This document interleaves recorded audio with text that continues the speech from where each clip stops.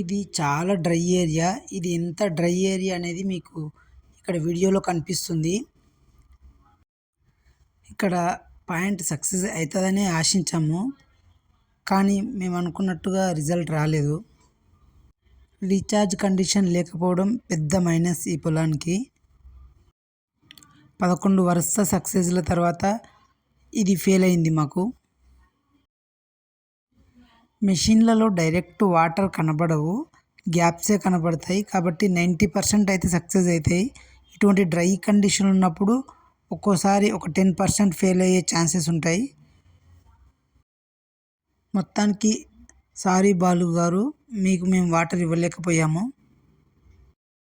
తెలంగాణలో జెన్యూన్గా సర్వేలు చేస్తూ, బోర్ పాయింట్ సర్వేలు చేస్తూ 90% అబోవ్ సక్సెస్ రేట్తో ముందుకు వెళ్తున్నాం. మా జెన్యూన్ సర్వే విధానం నచ్చి మాకు కాంటాక్ట్ అవుతున్న రైతులకు ధన్యవాదాలు.